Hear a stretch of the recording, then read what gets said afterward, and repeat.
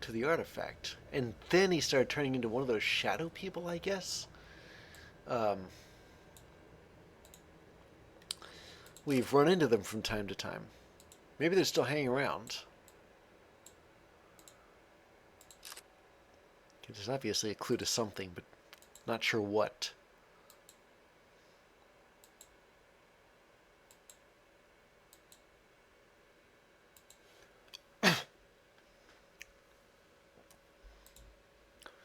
Although this might be another part of that clue. I mean, what do you have? Fibias, tibulas.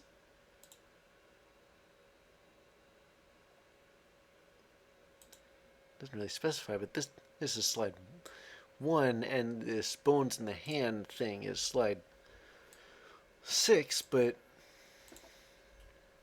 the hand isn't indicated anywhere.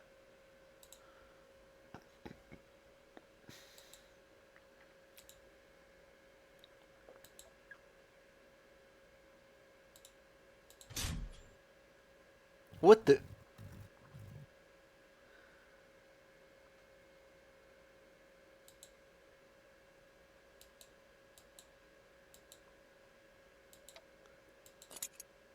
Well, they've got tweezers.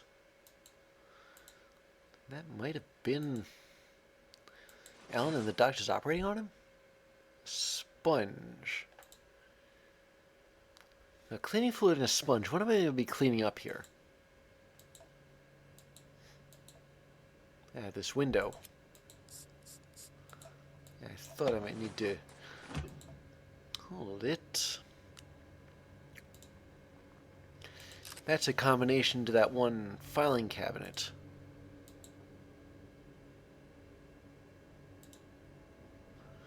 There may be other combinations on that whiteboard too, although that's not very likely.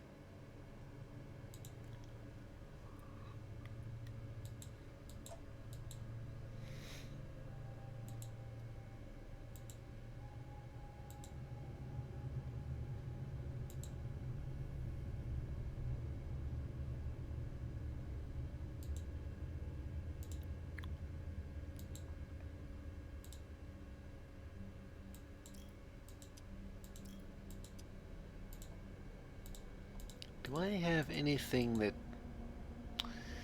No, I was wondering if I had anything that that suggested a hint for the combination of that door, but no. They have a pair of medical pincers. I wonder if... I wonder if I can use them on the projector, maybe?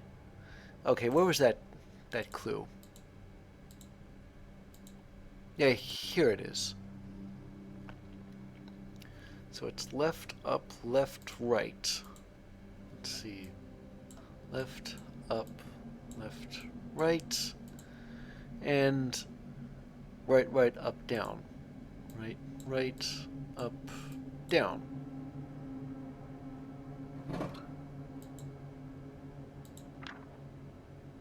I got more x-rays.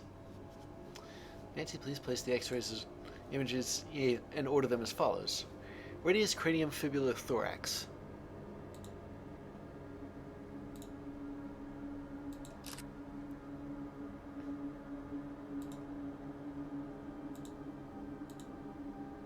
Okay, well I've got, let's see.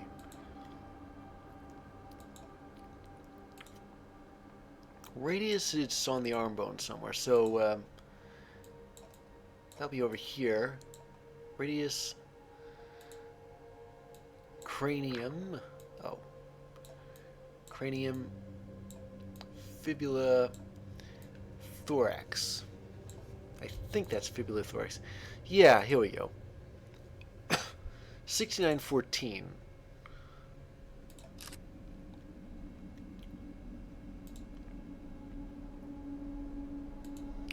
But what is that the combination to anyway?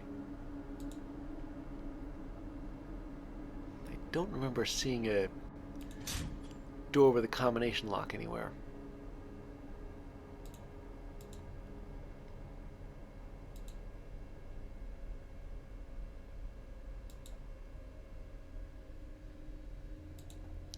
And there's nothing else in here.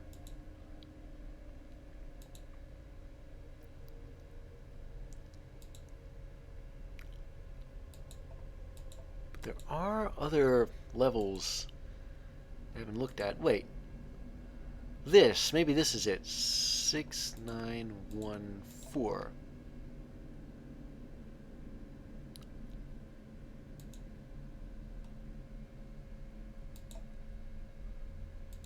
Well, I tried using the keypad to enter the code. Oh, wait.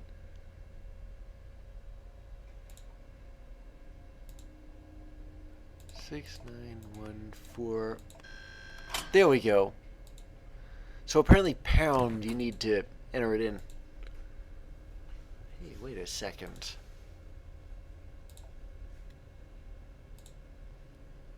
I can get rid of these, but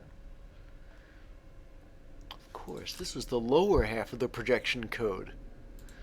Of the projection connections, I mean. That makes a lot more sense. While I'm down here, let me see if there's anything I need to grab. I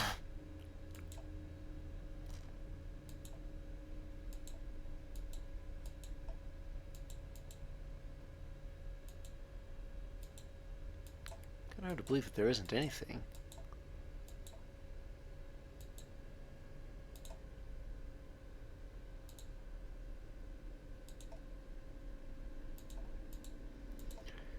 Well, I did get something that I needed, though.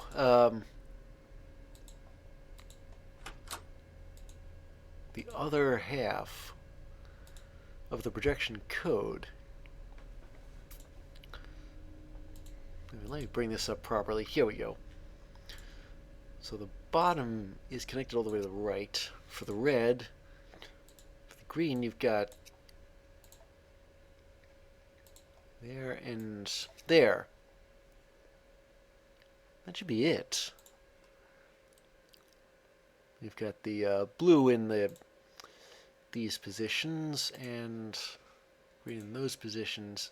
Yeah, I think that they're in the right position. So I can turn this projector on. What's this here? Maybe if I plugged a slide in. This green slide.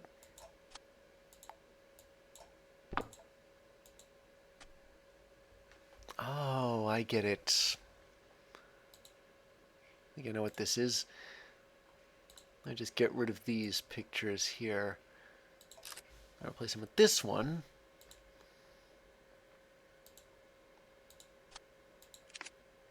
And the blue slide here. Yeah, that's to that one door that I couldn't get past.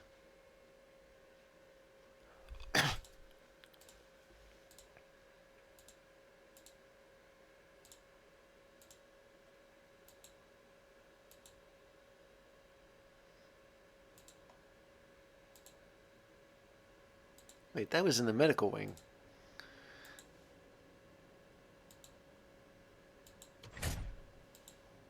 It was this door here.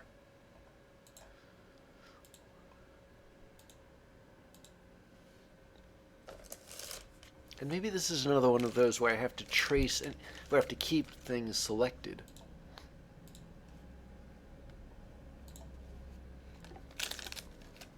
I'll just write all these down. X, X, X, X, and there.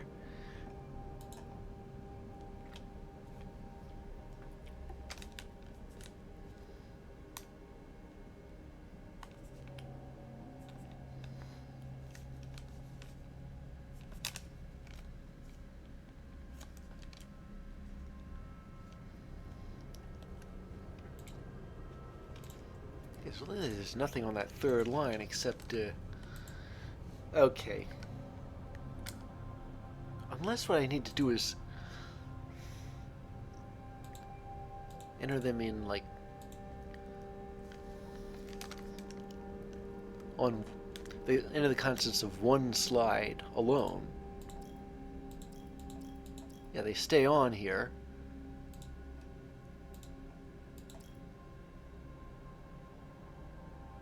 Okay, but that's not all of them, though.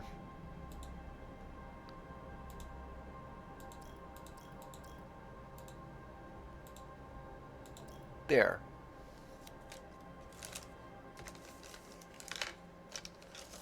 Well, that should be it.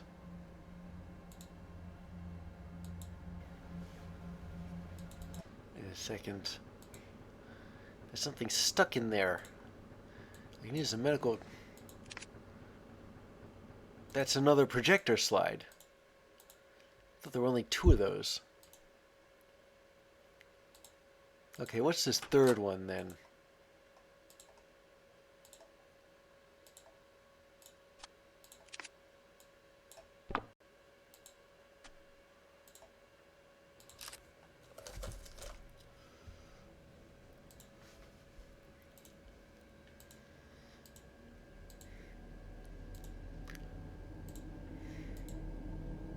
Alright, back to that door.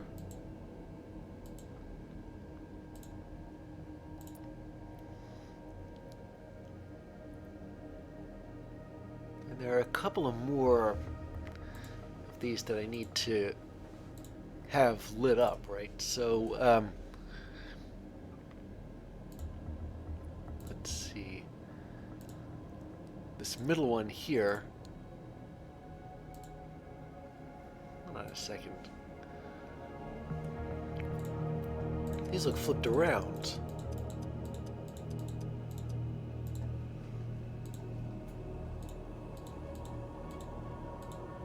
Oh, this one's flipped around.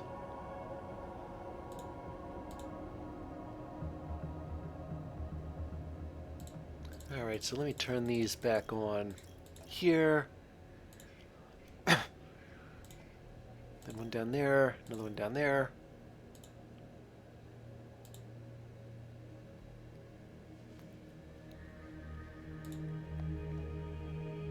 And this one, which is and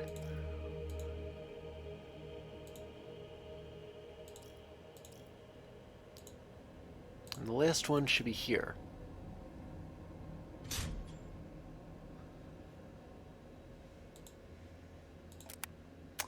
Oh, there's some batteries for my flashlight.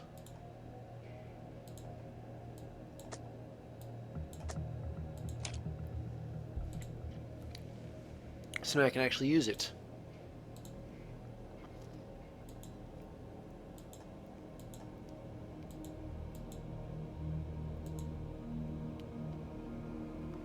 Oh, wait a second. This was that room that these papers document various operations that took place here. I've achieved the first task set out for me. As instructed, I took the sample from the abandoned mines and brought it near the artifact. Although the smaller fragment had broken off long ago, it reattached itself to the larger piece and merged back together as if the 2 pieces had never been separate. What happened next I can only speculate since I blacked out shortly afterwards. The artifact's power levels must have spiked, causing mass devastation to the surrounding structure and its personnel. An emergency surgical procedure was ordered to try and save me from my physical injuries.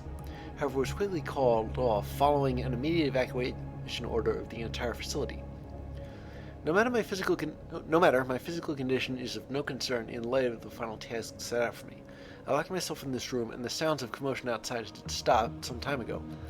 Whether I managed to escape, I don't know, and it's frankly of no concern to me. I now see the red-eyed being not just when I close my eyes, but in the real world as well. Whether he's only present in a reflection or standing right next to me, he's here now, whispering to me. I am honest to be the one chosen to fulfill the final request, signed Ellen Fletcher, I suppose. And there's a key. How many keys do I need? Where are even the keys to?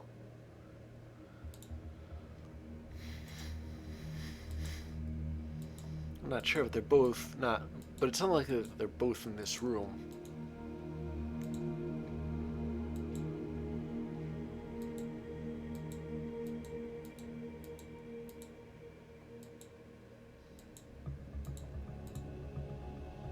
I can get rid of this.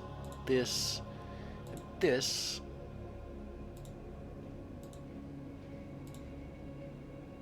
What else was I...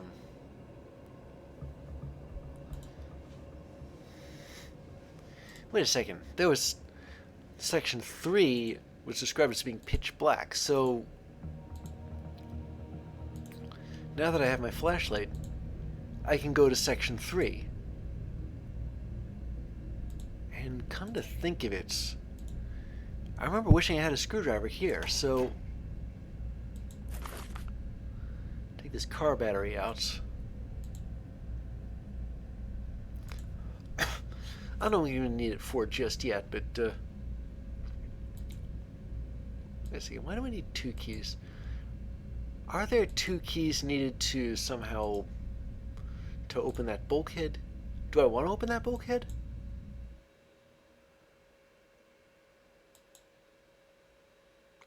Okay, what is in here? There's a military wing, some labs, and a waste disposal center. But the military wing's been blown to smithereens. That rebate looks weak, but it's still much too strong to me to move. I don't know, can my acid dissolve rebar?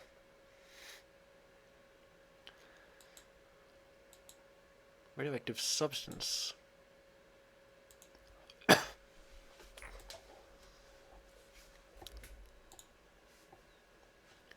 Well, at least Laboratory 8 isn't blocked off.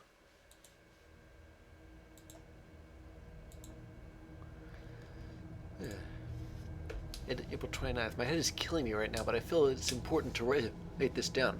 At around 10 p.m. at night, I was working on some things I wanted to finish before getting to bed. I was alone in the lab at this time when the door behind me opened, and I turned around to see who was up this late. Someone in a hazmat suit was quickly rushing toward me. I staggered backward and asked what was going on, but before he even said a word, he swung a heavy object at me and knocked me out. I woke some time later to a soldier shaking me, stating that we're under emergency evacuation of the island. He said to quickly gather all documents and then to meet at the entrance to Section 1 in no more than half hour. As I began packing everything up, I noticed that one of the containment chambers was smashed, with what was inside now missing. What concerns me is that this was the chamber that held the fragment that was recently transported here from the mines for further testing. I presume that the man in the hazmat suit knocked me out and stole the fragment from the chamber, not a very difficult endeavor considering the fragment was powered off at that moment. What use could he have had for stealing it? Is he responsible for the chaos that's now unfolding?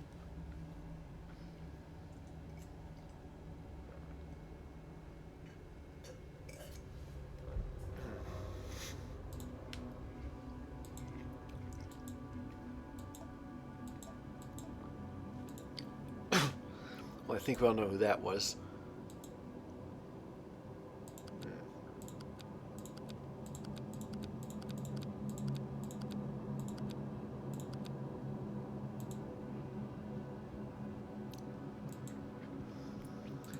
Maybe I'd have to find, like, pieces and fit them into that radiation symbol that I saw on that pipe over here. Ooh. Filled with old discarded hazmat suits. Why did I need to know that?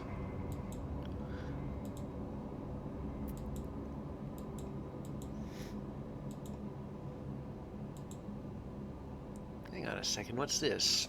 Coulomb barrier. Island of Stability. Wait a minute. The Island of Stability. I know this sort of thing. Elemental stability of 2 common heavy, super heavy isotopes in comparison to the artifact. Now, there really is an Island of Stability among the heavier synthesized elements. But that, I think, is where the... this is an isotope table. The protons and neutrons are plotted on the x and y axis of the graph.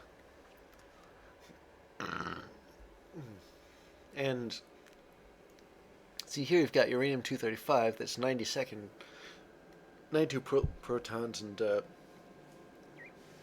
well, 143 neutrons, and plutonium-239, that's 94 and 145. And as we go into like Meitnerium, for example, that I think is that's at like the lowest point of the island of stability. The highest point is just a couple of protons shy of oganesson, which is noble gas, and it's the heaviest element we know of. But this island of stability is an area between elements, looks like 107 or so and 115 ish that are more stable compared to the elements of just higher and just lower weight.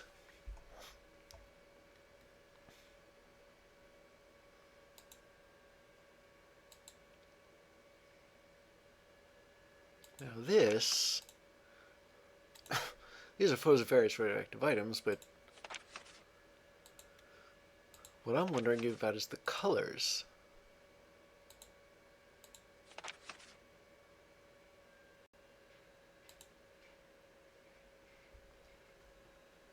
I mean, that it looks like a clue of some kind to that one button with the radioactive symbol on it. You know, some of these equations make sense, except for E equals mc cubed. But this one, that I think is for nuclear fusion. Helium two atoms of helium-3 makes one atom of helium-4 and 2 hydrogen atoms. Oh, forgot to read this. This report will briefly describe what we know about the artifact as of November 14th, 1996.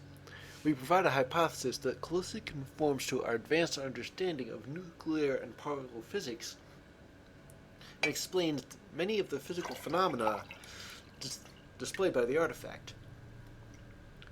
Modifications to fundamental physical laws may be necessary in light of recent observations. The artifact, a colloquial name for the source of the disturbances on the island, located at 51.13 north latitude, 157.32 degrees west longitude, likely emerged from deep outer space many years ago. While the age isn't exactly known, it likely fell to Earth as a meteor in 1865, based on numerous eyewitness reports during that year. Since the FLARE project first started measuring the energy emitted from the artifact in 1977, the power levels have been steadily rising. As such, the primary objective of this project has changed over the years. The original objective was first to contain the anomaly, then find out how to utilize the emitting energy. Later on, to turn it into a military weapon, and finally, in response to rising energy levels, shutting it down. As best we can tell, the artifact is made up of a super heavy element, heavier than any known element that has been synthesized to date. Although the stability of super heavy elements greatly decreases as their atomic number increases, there exists an exception to this rule where elements with atomic numbers between 110 and 120 are predicted to be extremely stable at certain isotopes. As such, we theorize that the atomic number of this element is anywhere between the range of 110 to 120, considerably heavier than that of uranium used as fuel in nuclear reactors, which is atomic number 92. Many of the unusual properties of the artifact are therefore a result of the super heavy yet stable nature of the element.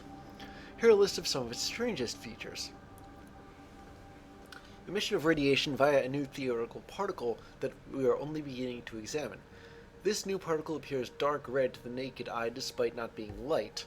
Considerable effort went into the development of a device capable of measuring this particle. A large emission of energy that, while rising over a long time period, is very stable in the short term. The source of this seemingly unlimited supply of power isn't known, although there are some theories about where this energy originates. We'll get to the additional theories section eventually. Physical objects very rarely interact with the anomaly. At higher power levels, however, such as a brief power surge in 1985, a deep rumbling was felt throughout the facility, suggesting a correlation between physical interaction and energy output. Although physical objects rarely interact with the artifact, living entities always seem to disappear when in close proximity. Where they vanish to is still unknown. Additional theories.